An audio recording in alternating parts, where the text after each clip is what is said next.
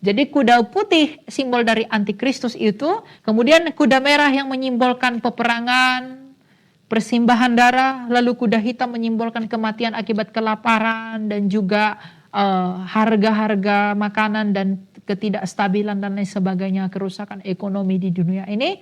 Kuda hijau kuning merupakan simbol dari penyakit-penyakit. Lalu kita baca di ayat 9. Ketika anak domba itu membuka meterai yang kelima, aku melihat di bawah mezbah jiwa-jiwa mereka yang telah dibunuh oleh karena firman Allah dan oleh karena kesaksian yang mereka miliki. Ini adalah mereka para martir. Ayat 10, mereka berseru dengan suara nyaring.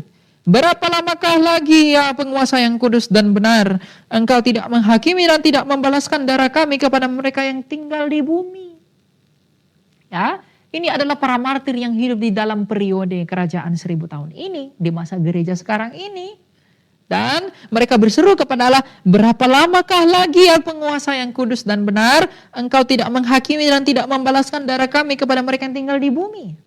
Nah, mereka masing-masing diberikan sehelai jubah putih, dan kepada mereka dikatakan bahwa mereka harus beristirahat sedikit waktu lagi hingga genap jumlah kawan-kawan pelayan dan saudara-saudara mereka yang akan dibunuh sama seperti mereka. Jadi para martir Tuhan Yesus yang sudah mati sejak zaman Tuhan Yesus itu berseru kepada Yesus, ya engkau penguasa yang benar dan yang kudus, berapa lama lagi kah engkau membalaskan darah kami? Nah, Tuhan menjawab itu dengan mengatakan apa?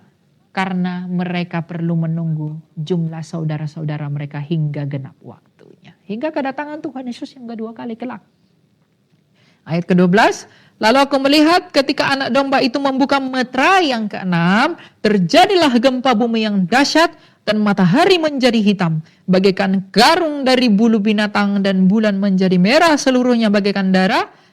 Bintang-bintang di langit berjatuhan ke atas bumi bagaikan pohon ara menggugurkan buah-buah yang mentah apabila ia diguncang angin yang kencang. Langit pun menyusut bagaikan gulungan kitab yang digulung, dan tergeserlah gunung-gunung dan pulau-pulau dari tempatnya, raja-raja di bumi, pembesar-pembesar serta perwira-perwira, dan orang-orang kaya serta orang-orang berkuasa, dan semua budak serta orang merdeka bersembunyi ke dalam gua-gua dan celah-celah batu karang di gunung-gunung.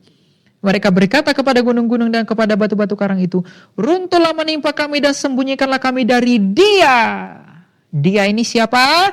Yang duduk di atas tahta dan dari murka anak domba itu, sebab sudah tiba hari besar murka mereka, dan siapa yang dapat bertahan. Inilah akhirnya kedatangan Sang Kristus.